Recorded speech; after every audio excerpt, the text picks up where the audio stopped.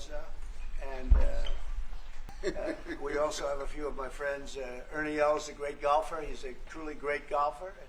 Retief Goosen, who's other really, we call him really a great golfer too, Ernie, right? You two guys are fantastic. And we could add Gary to the group, Gary Player. What a group of golfers South Africa's had. Yes. There must be something in the water, right? Yes. Something good. These two guys are It's unbelievable. the water set. Yeah. Gary's Gary. And David Frost, also another one that I know is such a great one. Was he as good a putter as they say, David? He's a putter. He's a putting machine, right? But he's another one. So something very good about South African golf, and golf is still doing great in South Africa. And they have young players I hear coming up that are going to be very good. But it's an honor to have you here, and my friend, it's an honor to have you, one of the greatest businessmen in South Africa and long beyond. Thank you for being here. It's very, very great honor. Appreciate it.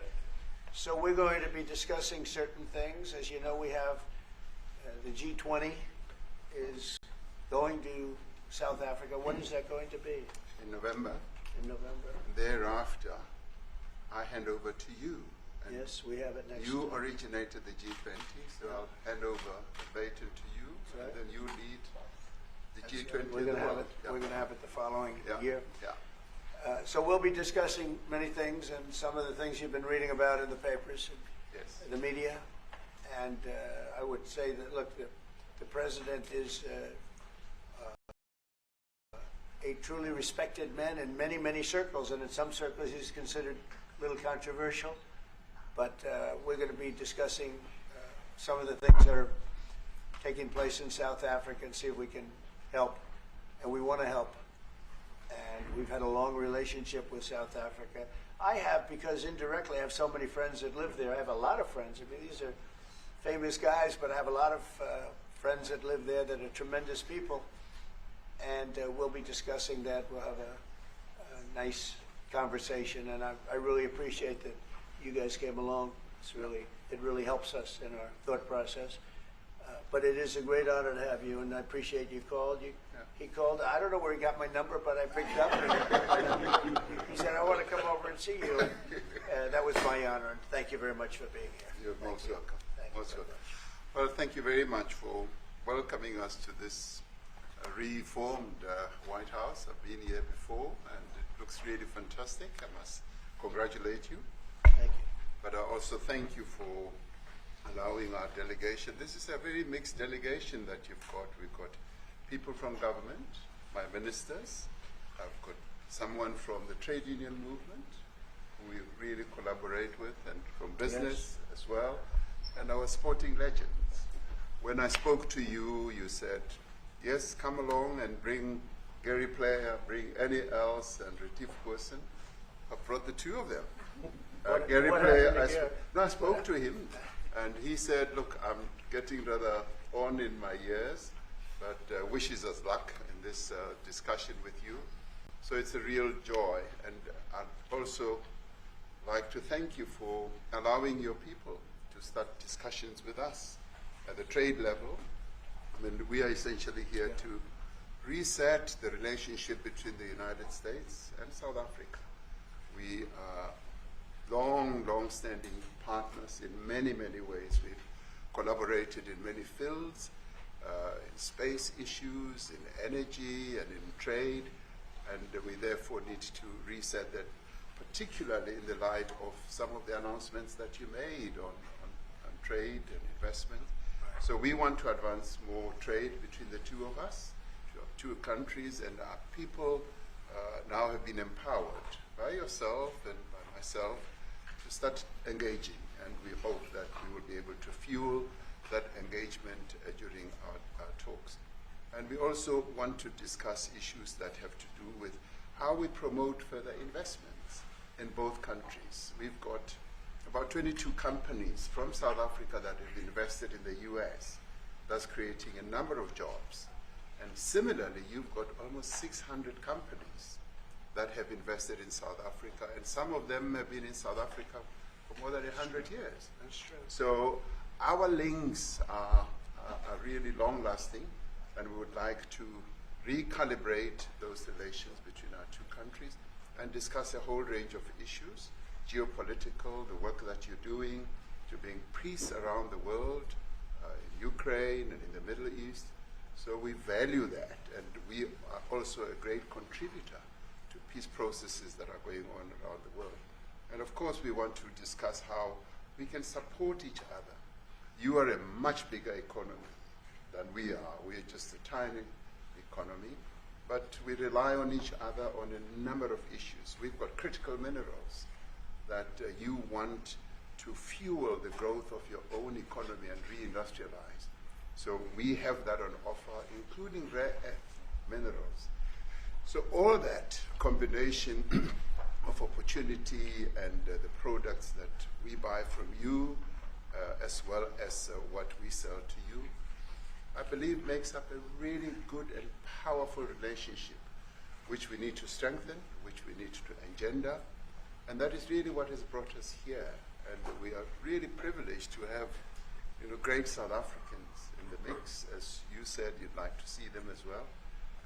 And I brought you a really fantastic golf book. Weighs 14 kilograms. Oh, that sounds good. And it showcases the golf courses in our country. Johan Rupert wrote preface, so did Annie else. And I want to showcase our golf courses. You might remember when I spoke to you, and we spoke about golf, you said I should start practicing. And I've started practicing, President, so I'm ready. But let me end just the introductory remarks by thanking you. You may not recall that 5 years ago I spoke to you during the COVID period. Right. And it was at a time when the whole world was going through a really cathartic moment. Right. And we asked for assistance, and you were able to assist us with respirators.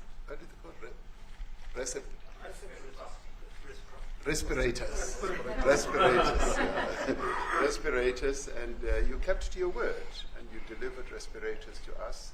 We didn't have as many in our country, and it really helped to help us deal with COVID.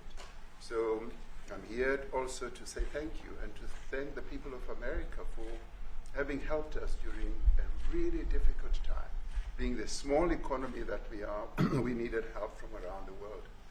And you were there to provide that. So thank you very much. I remember the call. Yeah. We sent 150 respirators. We became the respirator king. We started making them. Nobody had them. We had very few of them. That's right. But they were very helpful. But we sent 150, and I appreciated the letter. You wrote me a letter. I appreciate that very much. Thank you very much for that. It really touched my heart after I spoke to you, and you delivered. It's a great honor. Thank you very much. Thank you. A lot of bad things going on in Africa, and that's what we're going to be discussing today. When you say we don't take others, all you have to do is take a look at the southern border. We let 21 million people come through our border, totally unchecked, totally unvetted. They came from all over the world. In many cases, they're criminals. They come from prisons. They come from mental institutions. They come from street gangs. They're drug dealers. So don't say that we didn't take them. We're trying to get them out as fast as we can. And we're doing record business on that. And we just won a big case where we're allowed to send back hundreds of criminals to Venezuela. Just won that today in the Supreme Court. I'm happy to hear. But we do have a lot of people are very concerned with regard to South Africa, and that's really the purpose of the meeting, and we'll see how that turns out. But we have many people that feel they're being persecuted, and they're coming to the United States. So we take from many locations if we feel there's persecution or genocide going on. And we had a lot of people. I must tell you, Mr. President, we have had a tremendous number of people, especially since they've seen this. Generally, they're white farmers, and they're fleeing South Africa, and it's a very sad thing to see. But I hope we can have an explanation of that, because I know you don't want that. It's a kind of a different meeting. Normally we have meetings, we talk about trade, and we'll be talking about trade and other things. but that certainly will be a subject that comes up. Yeah. President, Yes, please. yeah, Brian? thank you very much. I'd like to get your thoughts on Letitia James. Director Polte, according to him, Letitia James says that the alleged mortgage fraud was simply a mistake. I want to get your thoughts on that. She put down that her father was her husband in order, and this is very similar to, I guess, the false attacks they had on you. Well, I don't know what it is currently, but Letitia James, who's the Attorney General of New York State, it seemed, I'm not involved in that at all. I know that it's being handled by various groups, I guess, but it's major fraud, mortgage documents, and fraudulent everything. Yeah, I think she said the father was her husband, which she had to have a husband, or so she chose her father, and she put it down, and she had didn't she sign in Virginia, yet she said she lived in Virginia, yet she's the New York State Attorney General, and she did that for tax reasons, so she could take advantage of taxes.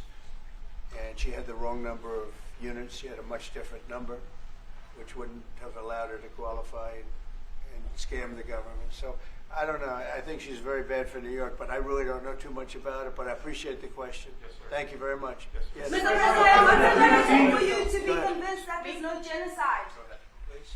Thank you, Mr. President.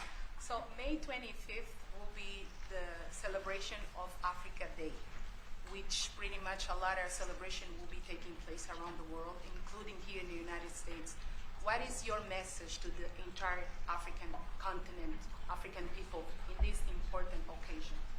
Well, I want to see peace, and I want to see happiness. I want to see health, and you have incredible land. There's tremendous value. A lot of countries don't have that value in the land, the value you have. We have a situation, I think you probably heard about it. We've done, through some very talented people, helped settle a war that's been raging for years, Rwanda and the Congo. And I think we've done it. Believe it or not, I think we've done it. And could you just say a few words about that, my friend? Yes. A couple of weeks ago, the two parties signed a declaration of principles in which they've agreed on the way forward. And they have both submitted draft peace agreements, and we have put together one that incorporates both of their suggestions, and we've given it to them. So we're in the process of finalizing Looking this. good, right? Looking very good. No, we have to thank you for even those efforts, because the African continent, particularly SADC, our Southern African Development Community, has for years been seeking to foster peace in the Democratic Republic of the Congo. So all efforts, including those from outside the continent and inside the continent, are really worthwhile. We are removing our troops from there so that peace can then prevail in that whole area. And we hope that with the support of the international community, we will really have peace in that area. It's so vital, it's so important for the whole region. Well, we sent our people there, and I think we did a very good job. I said it by my friend, and that was great. That was great. I mean, I'm just hearing phenomenal reports, because all I'm hearing is death, and they're chopping heads off, and it's horrible over there. And it was really brave of you to go there, and I really appreciate it. And it looks like we have something very, very substantial. We also talked about trade with them in terms of rare earth and all, but really more for it's like, if you take a look at what we just did with Pakistan and India, we settled that whole thing, and I think I settled it through trade. We're doing a big deal with India, we're doing a big deal with Pakistan, and I said, what are you guys doing? Somebody had to be the last one to shoot, but the shooting was getting worse and worse, bigger and bigger, deeper and deeper into the countries, and we spoke to them, and I think I hate to say we got it settled, and then 2 days later, something happens, and they say it's Trump's fault. But Pakistan has got some excellent people and some really good, a great leader. And India is my friend, Modi. And he's a Mutual friend? Yeah, he's a great guy. And I called them both, and we just is something good. We're trying to settle Russia-Ukraine. We spoke with President Putin for 2.5 hours the day before yesterday. I think we made a lot of progress, but that's a bloodbath. 5,000 people are being killed a week, 5,000 soldiers a week, not including people in cities and towns that are also being killed. So we're trying to help. And You would it recall- doesn't affect us. It's not our people. It's not our soldiers. It's Ukraine and it's Russia. But if we can save 5,000 souls, we'll do it. You know, we're pretty good at it. But that's a bad situation. That is a really bad situation. Well, you'd recall when President Zelensky was coming to South Africa, that's when I spoke to you. That's right. We both agreed that we need to push the peace message so that there can really be peace. And we've been involved in the Ukraine-Russia conflict for quite a while. Through my Minister of State Security here, we've been dealing with them, the exchange of children who were taken away, going through names and addresses and all that. So we've been invested in that whole process as well. And the moves that you are making are fully supported by us because we would like to see the end of that war. It's true. I called Zelensky, and they said, he's in South Africa. I said, what the hell is he doing in South Africa? He was talking to And us. we got to speak. I said, that's a strange one. I said, what are you doing in South Africa? Yes. That's a strange one. He's trying to make peace. That's right. Or we He's doing taking something. him. You know, we were lucky because we had the great Nelson Mandela, who taught us how to create peace, to make peace.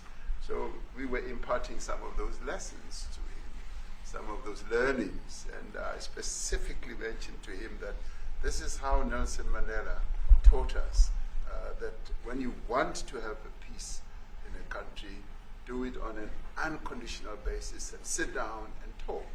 And that's precisely what I'm sure he's going to heed. Well, we're going to see what happens with that one. It's there's a lot of hatred. Yeah. There's a lot of death. It's a bloodbath. It's a It is. bloodbath. It is. I get Unfortunately. the satellite pictures of that field, of that killing.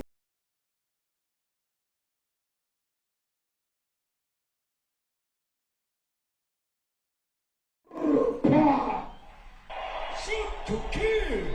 Hamaza. Kill the poor. The farmer. Kill the poor.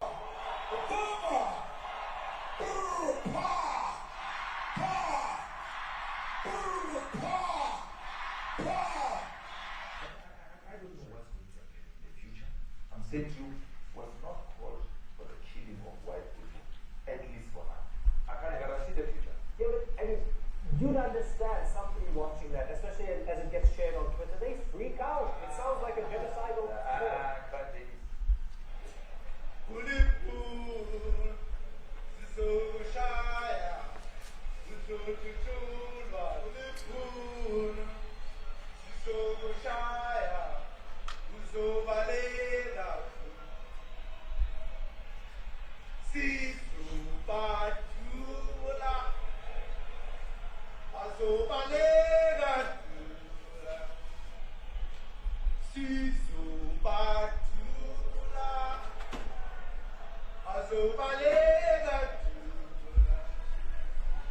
Who will expropriate land without compensation, whether they like it or not. If they object, they can seek refugee in America.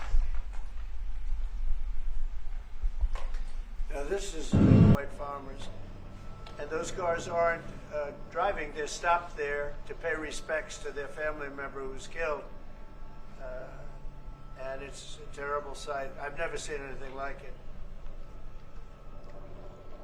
Both sides of the road you have crosses.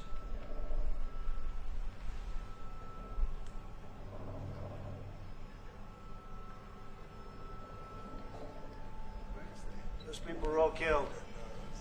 Have they told you where that is, Mr. President?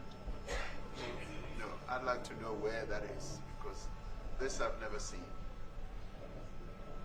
But, okay, I mean, it's in South Africa. That's we need to find out.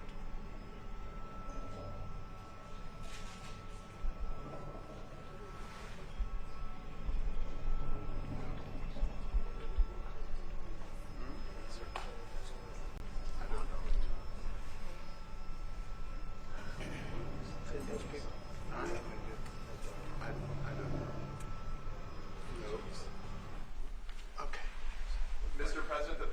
announced that it would be accepting a Qatari jet to be used as Air Force One. What Perhaps are you you were. talking about? Can we have a South Africa question, please?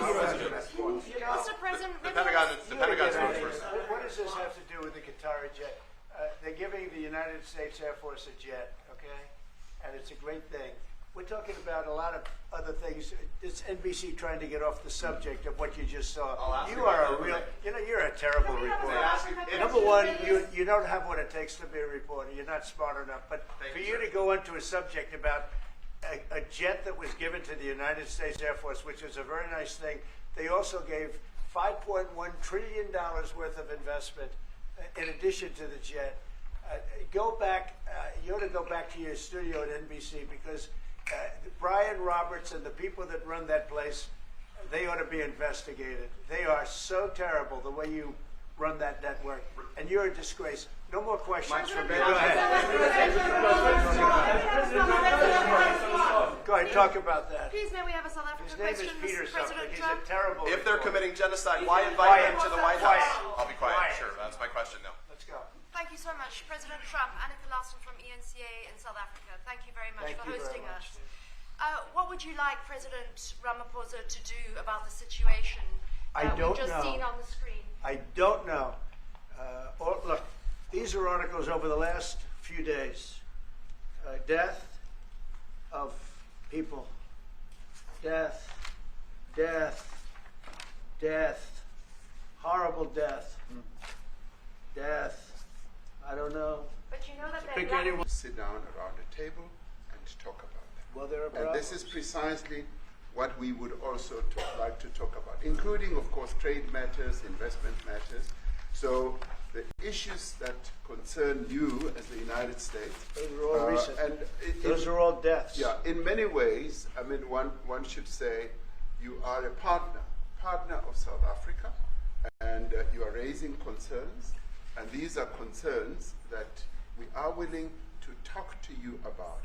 Let me just add quickly, the criminality that we are experiencing in our country needs quite a lot of technological capability.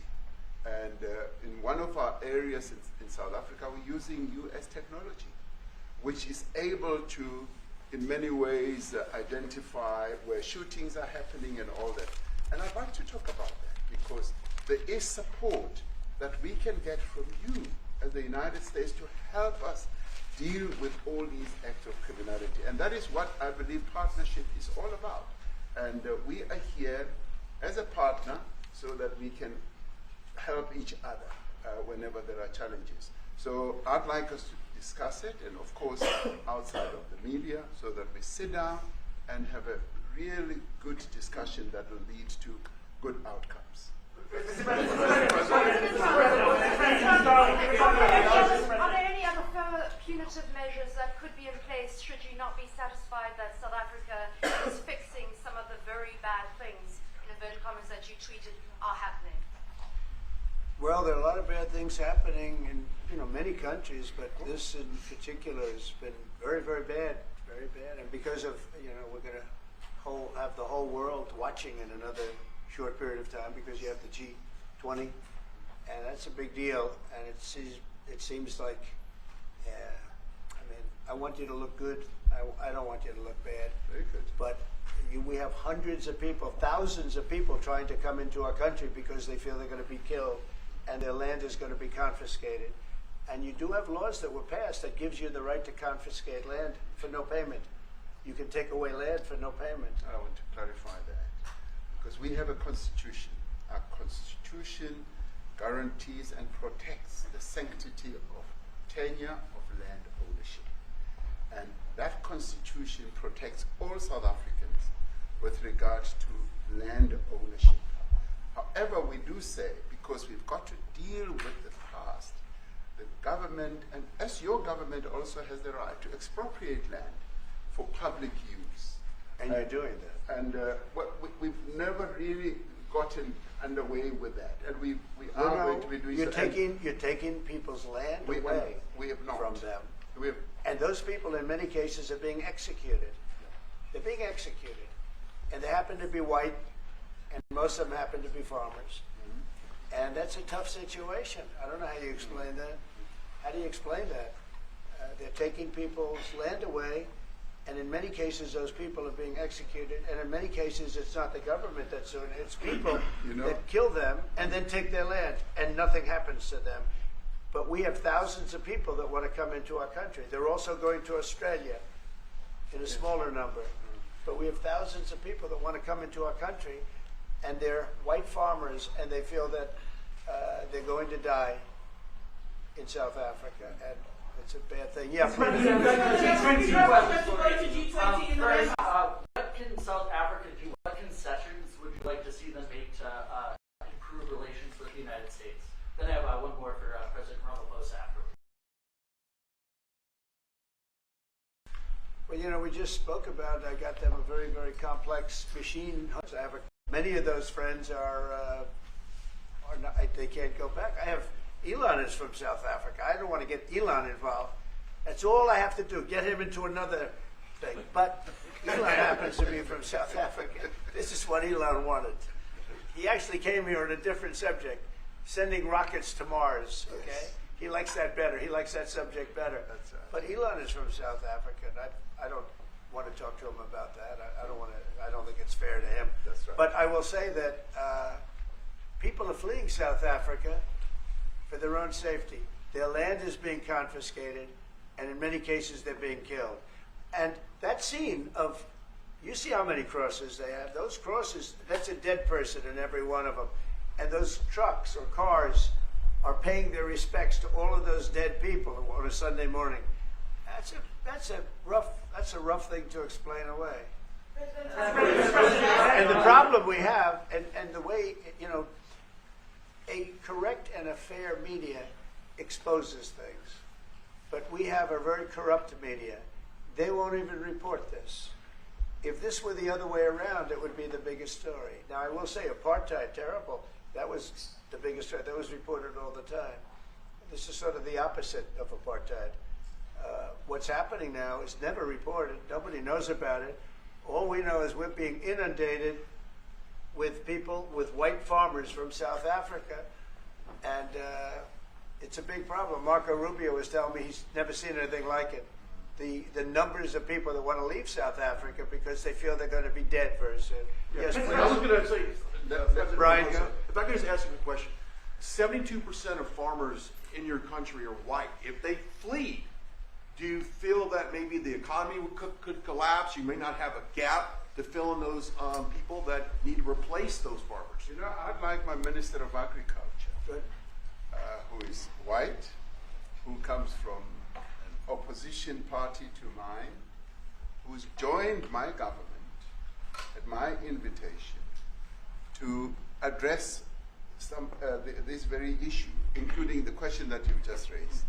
John? Thank you very much, Mr. President. Yeah. And Mr. President, thank you for welcoming us to the White House. I would say we have a rural safety problem in South Africa, and I don't think anyone wants to candy coat that. And it requires a lot of effort to get on top of it. It's going to require more policing resources. It's going to require a different strategy to be able to deal with it. But certainly the majority of South Africa's commercial and smallholder farmers really do want to stay in South Africa and make it work. And I've just come from the largest agricultural show in the Southern Hemisphere with organized agriculture and farmers, and the majority of them want to stay. But they too there have a memorial to those who've died as a result of farm attacks. And as the Minister of Agriculture, it is something that I'm particularly exercised with my colleagues at police and my colleagues in the justice cluster to start making farm attacks and stock theft a priority crime. And it affects all farmers in South Africa, particularly stock theft. It has a disproportionate effect on smallholder black farmers.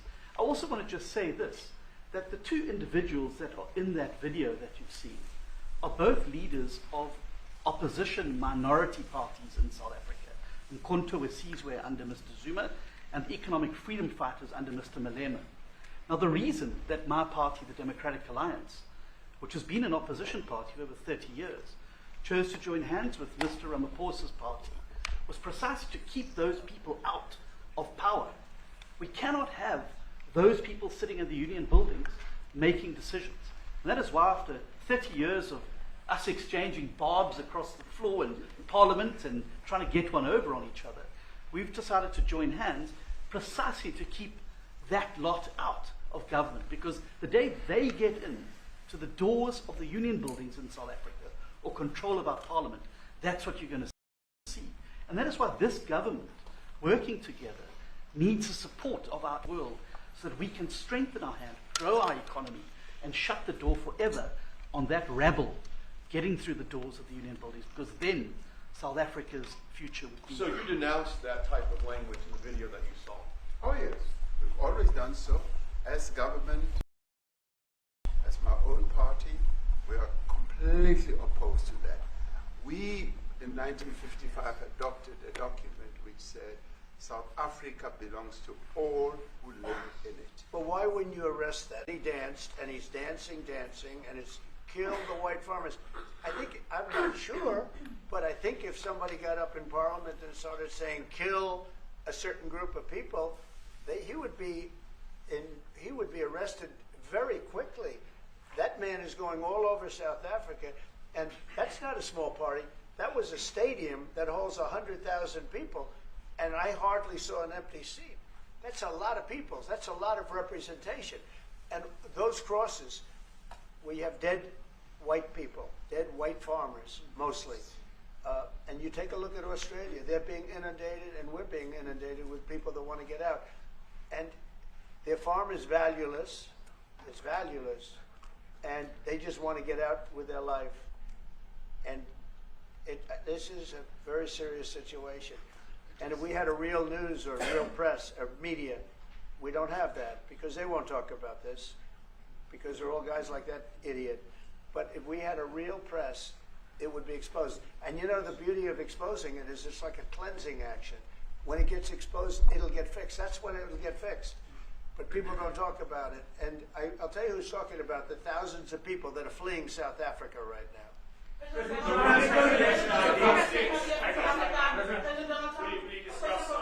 discuss USAID and the devastating impact the cuts are having across the African continent?